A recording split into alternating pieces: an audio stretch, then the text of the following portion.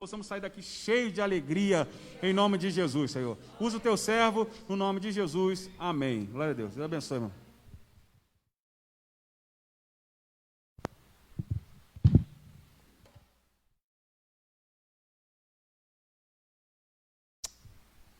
Só da igreja, com a graça e a paz do nosso Senhor e Salvador Jesus Cristo. Amém. É muito bom estarmos reunidos como igreja e estarmos adorando o Senhor na beleza da sua santidade e tendo já uma boa participação dos nossos irmãos aqui. É bem gratificante, né? A gente não vemos a hora de toda essa tempestade passar, de tudo isso vir voltar à normalidade como era antes e podermos assim estar tranquilos, sossegados, sem medo, sem nenhuma restrições, sem nenhuma restrição, para que a gente possa voltar tudo como era antes que nós fazíamos, né? A gente estava acostumado a ver essas situações assim em filmes. Hoje nós estamos vendo essa realidade no dia a dia. Mas graças a Deus, porque até aqui o Senhor tem nos ajudado, né? Graças a Deus que até aqui o Senhor tem sido conosco, tem nos guardado, tem nos protegido e tem nos instruído e nos abençoado também. Em meio à tempestade, o Senhor se faz presente, trazendo a calmaria e a abundância. Amém? Sou grato a Deus por esta oportunidade que o pastor Renato nos concede, de podermos estar aqui no culto de meio de semana e poder, primeiramente, ser abençoado, né? Nós costumamos dizer que a bênção primeiro vem na minha vida, porque quando somos desafiados a essas oportunidades, a gente vai buscar aos pés de Cristo a resposta. E Ele que diz na sua palavra que todo bom dom perfeito e toda boa dádiva vem dele, Ele nos concede. Nos direciona uma palavra, nos direciona um texto, nos direciona tópicos, pontos, explora, esclarece, revela, porque eu acredito na revelação da palavra de Deus, aquilo que Ele quer nos revelar. Textos que a gente estamos acostumados a ler, mas sempre o Senhor nos mostra um aprendizado em uma perspectiva diferente. Então isso é magnífico. Nenhum livro acadêmico tem esse potencial, não. Mas a Bíblia tem. A Bíblia é o mesmo texto que nos traz uma mensagem de esperança hoje, amanhã ela nos traz uma mensagem de paz, de alegria, de correção. Entende? Então, por isso que nós devemos amar a palavra de Deus. Nos alimentar da palavra de Deus. É ser apaixonados pela palavra de Deus. Quando a gente tem esse hábito, tende as coisas mudar, assim como dizia o nosso antigo reformador Martinho Lutero. Ele dizia que quando você se aproxima da Bíblia, duas coisas podem acontecer na sua vida. Ou você abandona a Bíblia, ou você abandona o pecado.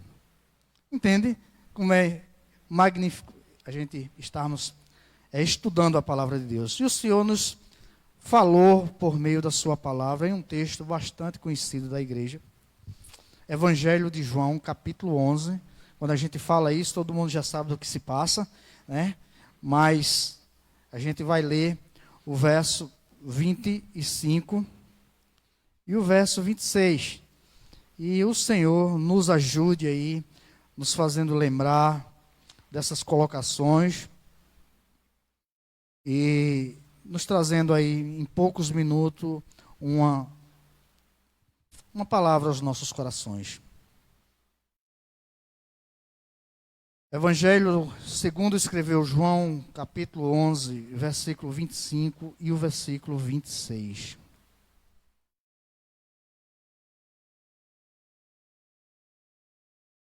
Amém? Diz assim a palavra do Senhor: Disse-lhe Jesus: eu sou a ressurreição e a vida. Quem crê em mim, ainda que esteja morto, viverá. E todo aquele que vive e crê em mim, nunca irá morrer. Crês tu nisso? Glória a Deus por sua palavra, lida nesta noite. A gente começa a observar o livro de João em uma perspectiva diferente daquela que os demais evangelistas escreveram. Porque quando a gente começa a estudar um pouco o livro de João, a gente entende que quando ele escreveu esses escritos de João, foi posterior aos demais evangelhos, mais ou menos 25 anos, entre 20 e 25 anos após os demais evangelistas terem escrevido, como Marcos, Mateus, Marcos e Lucas.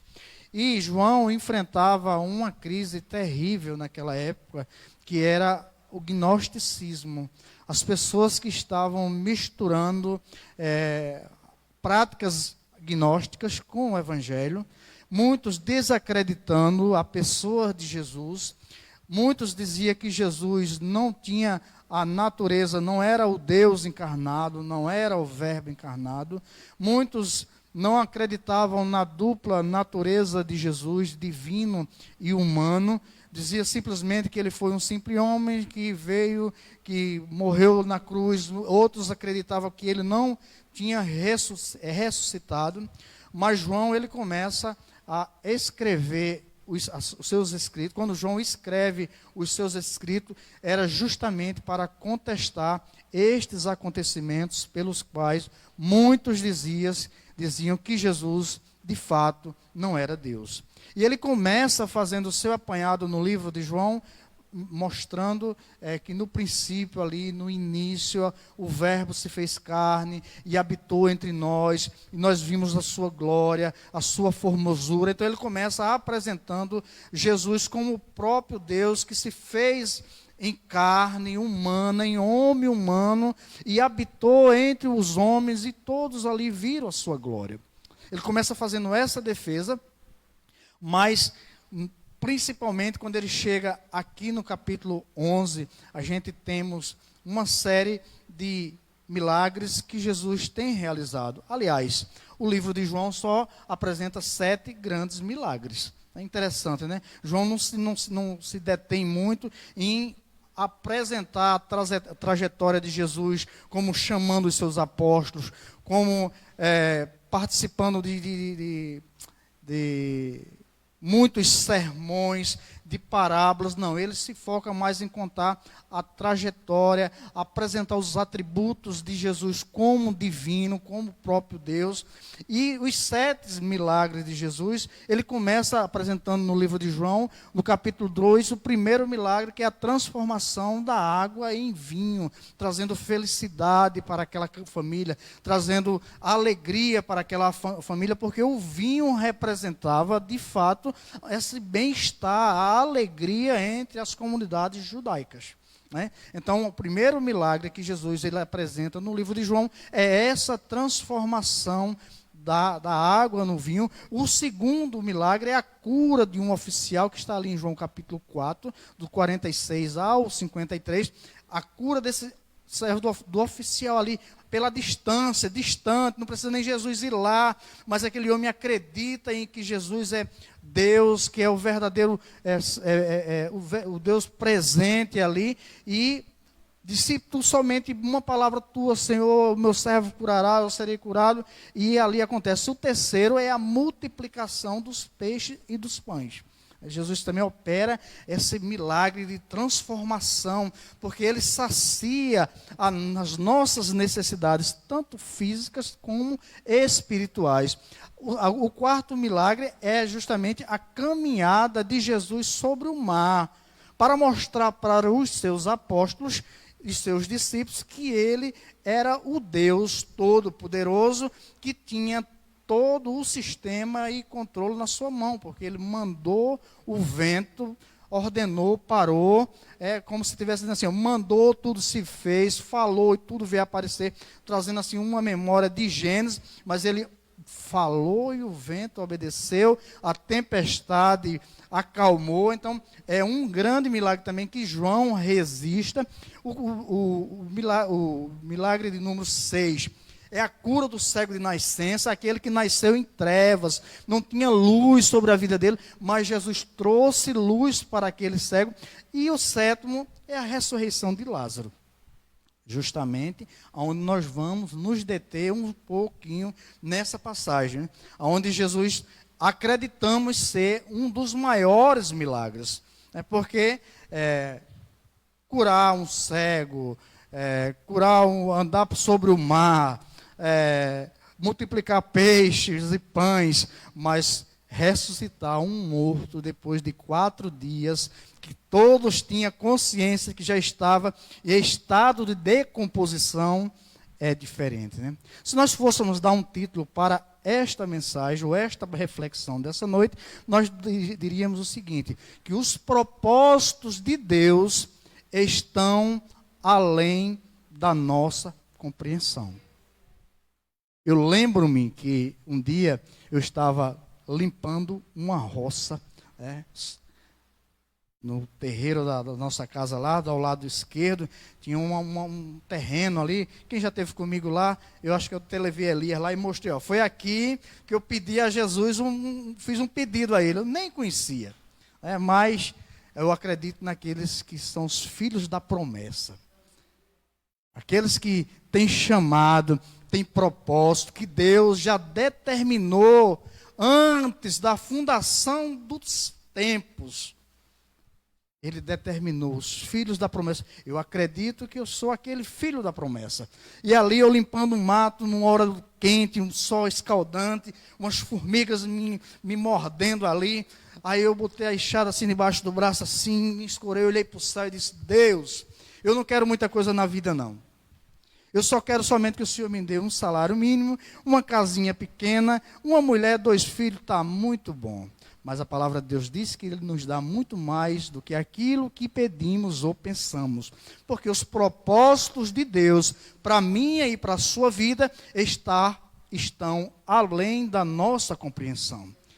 Então, esses milagres que João registra de Jesus nos seus evangelhos, também vem acompanhado de 7 afirmações pelas quais Jesus se intitula como o próprio Deus, que era justamente para confrontar os ensinamentos dos gnósticos daquela época, que dizia que Jesus não era Deus. Primeiro, ele começa dizendo o seguinte, eu sou o pão da vida, está em João capítulo 6, verso 35. Ele começa logo dizendo assim, eu sou o pão da vida. Isso traz uma referência lá em Êxodo capítulo 3, verso 14, quando Deus ali, ele se mostra para Moisés, e quando Moisés se encontra na presença de Deus, com aquela missão de falar com o faraó, ele diz, o que eu direi para o faraó? Quem me mandou? E Deus diz assim, diga lá que o eu sou enviei você.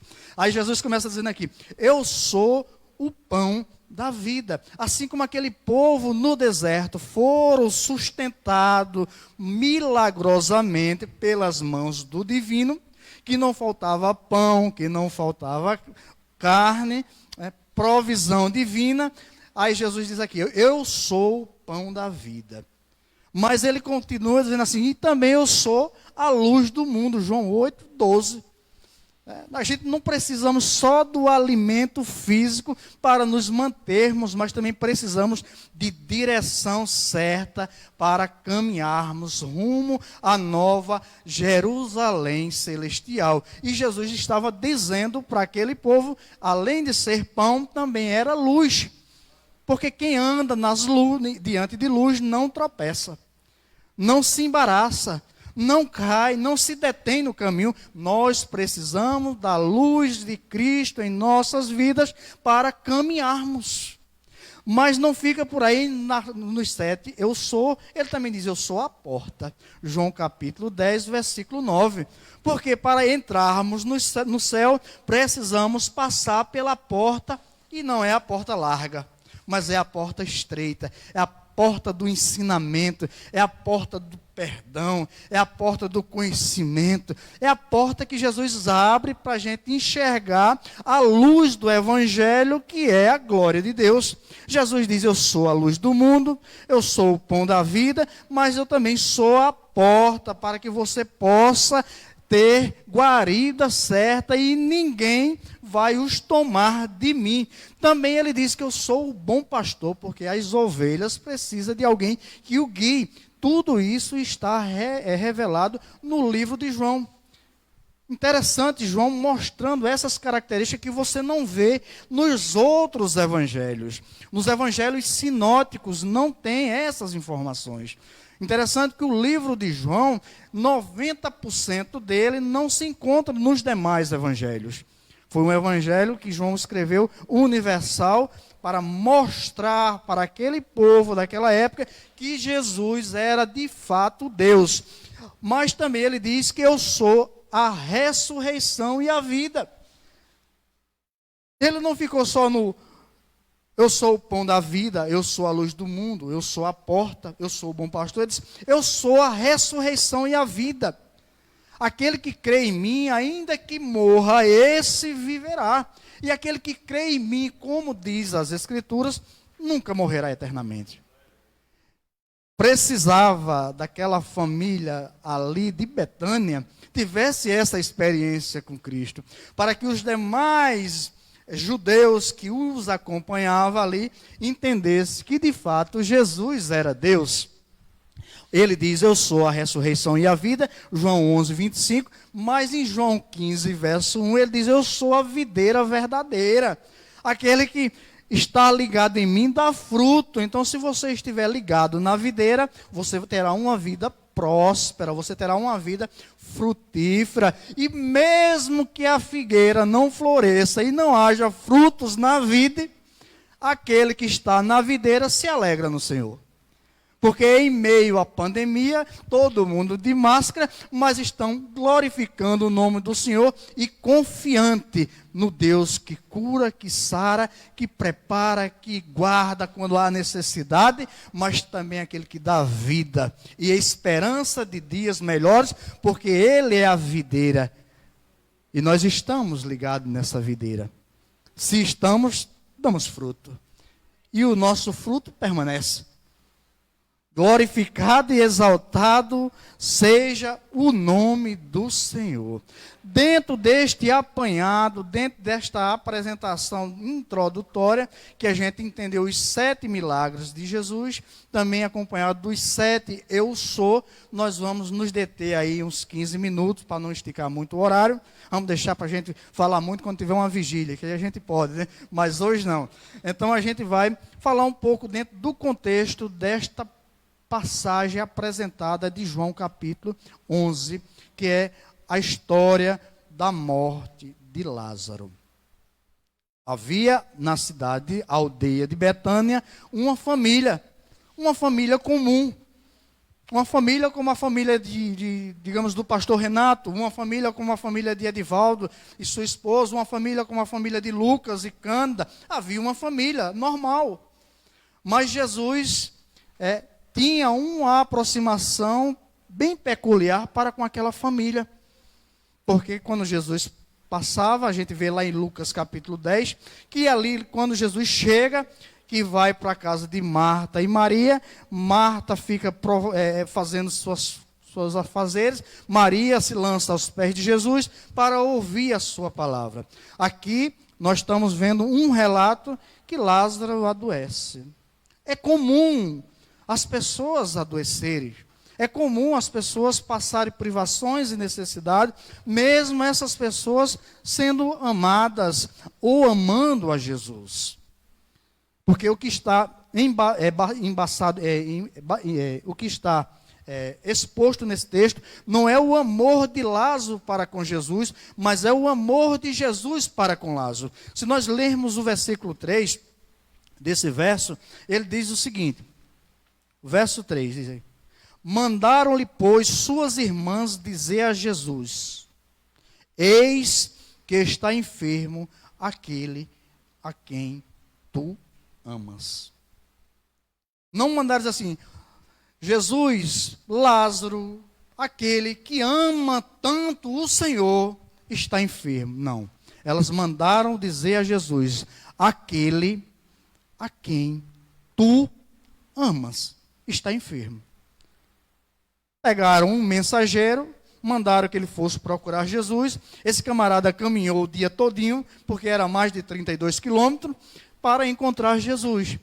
Quando dá aquele recado a Jesus, Jesus não faz muita comoção daquela doença. Mas ele diz: essa doença, o fim dela tem outros propósitos, porque os propósitos de Deus estão além da minha e da sua compreensão.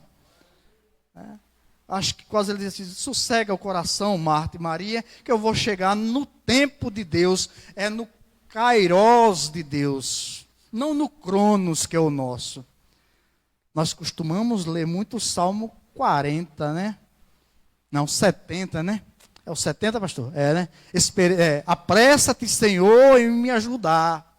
Mas o bom é o Salmo 40, né? Espere com paciência no Senhor, né? Então, o que acontece? Quando Jesus recebe essa informação, ele permanece mais 2 dias naquela aldeia ali, pregando o evangelho do reino, ensinando, curando, mas ao passar 2 dias, ele desperta os seus discípulos e diz: vamos voltar para a Judéia, porque o nosso amigo, né, aquele que nós amamos, ele já coloca no plural, nós amamos, dorme. Aí os discípulos: mas se dorme está bem? Ele diz: não, aquele que nós amamos morreu e precisamos ir lá para despertá-lo. Depois de 2 dias, o mensageiro leva 1 dia para trazer a mensagem. Jesus permanece mais 2 dias lá. Ou seja, quando Jesus chega lá, já fazia 4 dias que Lázaro havia morrido. Se morreu, tem que enterrar, porque ninguém quer ficar com morto dentro de casa, principalmente os judeus, que se tornava uma família impura, porque estava com um morto, alguém que estava falecido. Enterra Lázaro. E Jesus caminha para aquela aldeia para operar um dos maiores milagres que a humanidade já viu, que foi a Lázaro tornar a viver depois de 4 dias. O que me chama atenção nessa passagem é o grande amor de Jesus para conosco. Porque a Bíblia nos revela que é Ele que nos ama primeiro. Não somos nós que temos a capacidade de amar a Jesus, mas é Ele que nos ama, e o amor dele nos constrange a segui-lo, a obedecê-lo, a glorificá-lo, porque nós ficamos encantados com as maravilhas de Cristo em nossa vida. E o amor de Cristo levou aquela família a experimentar um milagre extraordinário na vida deles, para que o poder de Deus, para que o Jesus homem se tornasse o Deus presente, o Emanuel, para com aquela família, para que os propósitos de Deus fossem realizados para aquele povo ali. E olhe, diga-se de passagem, isso era a última semana de vida de Jesus. Jesus precisava mostrar para o povo judeu daquela comunidade que ele iria morrer, mas que ele iria ressuscitar. E uma das provas mais extraordinárias era trazendo Lázaro à vida depois de 4 dias de morto. Porque sempre ele estava falando para seus discípulos que iria morrer, mas ao 3º dia iria ressuscitar. Havia-se nos entendimentos rabínicos daquela época que um morto poderia voltar à vida até 3 dias. Porque ele dizia que algum agente divino poderia se apoderar daquele morto e ele tornar a vida. Mas depois de 3 dias, ou seja, após 4 dias, só o próprio Deus tinha poder para ressuscitá-lo. Então Jesus esperou os 4 dias para provar sua divindade e dizer que ele era o Deus Emanuel, o Deus presente. Então, o primeiro que nos chama a atenção é o amor de Deus, o amor de Jesus para com aquela família. Mas mesmo Ele nos amando, nós não estamos isentos de sofrermos aflições, dificuldade e termos percas incalculáveis em nossa vida. Mas mesmo tendo percas incalculáveis em nossa vida, temos que entender que nada está ausente do poder e dos propósitos de Deus, porque Ele tem propósitos definidos em nossa vida. Se nós fôssemos conversar acerca daquilo que Deus já tem feito na minha vida e se revelado para mim, aí a gente começa a entender como os propósitos de Deus estão além da nossa compreensão. Então aquela família, mesmo sendo amada por Jesus, mas teve que enfrentar a perca de um irmão. E olhe que aquela família era uma família que estava presente nos ciclos ali onde Jesus chegava. Nós vemos que Marta, Maria aos pés de Jesus, enquanto Jesus estava naquela casa. Aqui, quando Jesus chega na aldeia, Marta se lança aos seus pés. O verso 39 vai mostrar que ela lançou-se aos pés de Jesus. Ou seja, 3 vezes que os evangelhos vão falar de Marta, ela está aos pés de Jesus. Em João capítulo 12, verso 1, diz que na casa de Simão, após esse episódio, Marta estava aos pés de Jesus, ungindo os pés deles com um unguento, né? Então, havia uma proximidade de Jesus para com aquela família, mas mesmo assim, Ele não nos isenta de passarmos por aflições. Mas lembre-se, aquele que enxuga as nossas lágrimas, chora conosco. Jesus se compadeceu daquela situação. É tanto que os judeus que estavam presentes, aí diz assim, veja como ele amava a Lázaro. Chama a atenção, veja como ele amava a Lázaro. Ou seja, foi notório que eles reconheceram que Jesus amava, mas mesmo assim precisou passar por uma grande decepção. Perdão, mas isso acontece. Então, o que é que a gente pode aprender mais? Além do amor de Jesus, nós também aprendemos que houve uma coragem extraordinária de Tomé. Tomé, quando Jesus disse, vamos voltar para a aldeia da Judéia, Tomé diz, olha, os judeus queriam apedrejar você, mas você quer voltar? E Jesus diz, há necessidade para voltarmos. E ele diz para os demais, vamos com ele para morrer. Servir a Cristo é se posicionar. Servir a Cristo é tomar posição para enfrentar as dificuldades com a cabeça erguida, sabendo que Jesus está no controle da situação. Não espere servir a Cristo sem se posicionar. Ser crente tem que tomar uma posição e dizer assim, irei com Ele, ou irei porque Ele está comigo. Se a pressão for grande, eu sei que Ele está comigo. Se a tempestade se levantar, Ele vai acalmar. Mas tem que se posicionar. Tomé se posicionou. Vamos com Ele para morrermos. Porque eles tentaram apedrejar Jesus há alguns dias atrás. Jesus teve que sair da Judéia. Mas agora Jesus diz assim, eu tenho que voltar. Porque para se cumprir os propósitos de Deus, eu tenho que morrer na cruz. E há poucos dias falta. Então eu tenho que voltar. E Tomé se posiciona e diz assim, eu vou com você, vamos nós também com ele. Servir ao Senhor é se posicionar. E dizer, eu sou crente em Jesus. Eu sirvo ao Criador do universo, aquele que é a ressurreição e a vida, aquele que é a luz do mundo, aquele que é o pão da vida, aquele que é a porta, aquele que é o bom pastor. Se posicione, não viva de aparência. Se posicione. Aí sim você verá o milagre de Deus na sua vida. Tomé viu o milagre acontecer, porque ele se posicionou. Ele disse: vamos com ele. Se possível, a gente vai morrer, mas vamos com ele. Isso está no verso 16 do capítulo 11. Mas também nós aprendemos que há uma promessa contida nesse texto. Qual é a promessa? É o verso 25. Ele disse: eu sou a ressurreição e a vida. Havia uma necessidade que aquele povo entendesse que Jesus era Deus e que estava prometendo salvação e vida eterna para todo aquele que nele crê.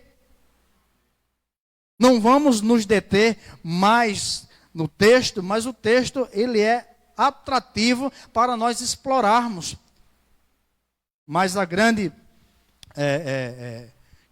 o grande ponto que nos chama atenção, é a manifestação do poder de Deus.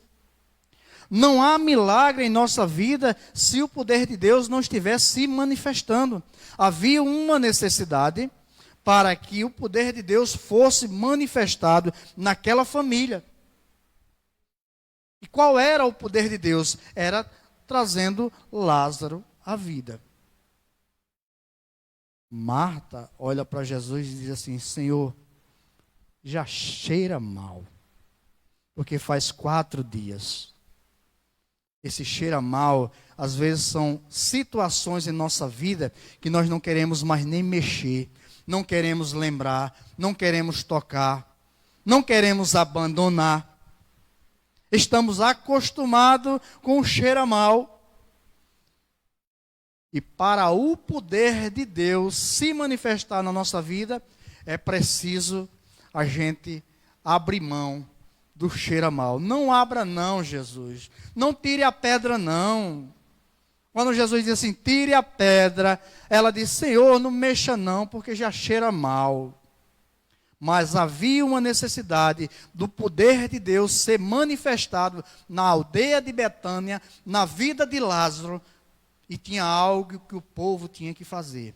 Era tirar a pedra da incredulidade, a pedra da prostituição, a pedra da mentira, a pedra da fofoca, a pedra do descaso para com a obra de Deus, a pedra de uma vida santa. Tem que tirar, para que o poder de Deus se manifeste, para que o milagre aconteça na nossa vida. Porque o amor de Deus para conosco é incalculável. Mas Ele espera posicionamento da nossa parte, porque tem promessas de vida para a nossa vida, mas para que o poder de Deus seja cada vez mais manifestado em nossa vida, temos que tirar a pedra. Quando tiraram a pedra, Lázaro, se Jesus... Diz Hernando Dias Lopes, que se Jesus não chamasse o nome de Lázaro, ele disse assim, sai do túmulo, todos saíam, porque ele é poderoso. Ele é poderoso para falar e as coisas acontecer. Lembra daquele episódio, foram prender Jesus. Aí vai aquela pilotão do servo do sumo sacerdote, e quando diz assim, quem é Jesus de Nazaré? Sou eu. Caíram por terra. Poder de Deus. Então Jesus precisou dizer assim, Lázaro, sai para fora. A pedra tinha sido tirada. A incredulidade das nossas vidas, às vezes nós vivemos com incredulidades em nossos corações, porque a gente quer para hoje. Marta mandou dizer assim, Jesus, aquele que tu ama está doente, vem-te embora, vem-se embora para trazer vida para ele. Não era o tempo. Às vezes a nossa incredulidade é porque a gente quer as coisas agora, mas não é assim. É entender o tempo de Deus em nossa vida para que os propósitos de Deus sejam realizados. E quando tiram a pedra, Lázaro sai. Mas havia algo que precisava fazer ainda nele. Tirar as faixas, desenfaixar, para que ele tivesse visão, para que ele andasse com facilidade. É algo também que precisamos fazer, nos despirmos do velho homem com seus feitos. Caminhar com Cristo é cada dia estar nos vestindo das vestes novas. Aquilo que o pastor está pregando aqui nos domingos de Colossenses capítulo 3. Buscar as coisas que é do alto, de onde Cristo está. Se já ressuscitamos com Ele, temos que buscar, nos despir do velho homem. Para que o milagre de Deus aconteça e todos vejam o poder de Deus manifestado em nossa vida, é preciso a gente nos despir do velho homem com seus feitos. Essa palavra é uma palavra exortativa para nossas vidas e assim, um teor muito grande na questão da nossa vida prática. Como é maravilhoso a gente parar e começar a estudar. Eu confesso que eu estava, segunda-feira, parei à noite para começar a preparar e elaborar essa mensagem. E eu chorei quando eu comecei a me deparar com esses tópicos e lendo e entendendo como essa mensagem ela tem uma aplicação profunda em nossa vida.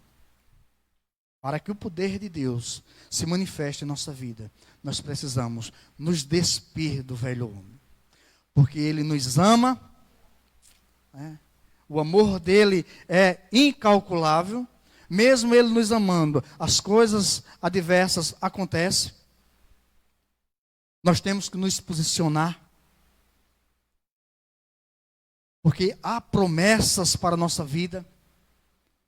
E para que o poder de Deus se manifeste, nós temos que tirar a pedra da incredulidade. A pedra que atrapalha o nosso crescimento espiritual. O que tem atrapalhado o seu crescimento espiritual? O que tem travado a sua mente para que você não consiga orar com facilidade? O que tem travado o seu relacionamento com Cristo na questão da leitura da palavra? São essas pedras que nós começamos a entender que elas atrapalham o nosso crescimento. Assim como aquela pedra atrapalhava Lázaro. Não que Jesus não tinha poder para dizer assim, tire a pedra se remova, saia daí. Ela saía. Mas havia uma necessidade que aquele povo tirasse. Como há também uma necessidade de nós tirarmos aquilo que não agrada a Deus da nossa vida. Eu agradeço a Deus por esta oportunidade. Peço que o Senhor tenha misericórdia e nos ajude, porque somos falhos e somos carentes de Deus em nossas vidas. Quantos aqui não precisam de Jesus? Se estamos aqui, é porque precisamos dele. Porque no dia que nós não precisarmos, ele nos leva para perto dele, que é um lugar muito melhor do que isso. Melhor é habitar com o Senhor. Amém? Que Deus abençoe a todos, em nome de Jesus. Glória a Deus. A paz.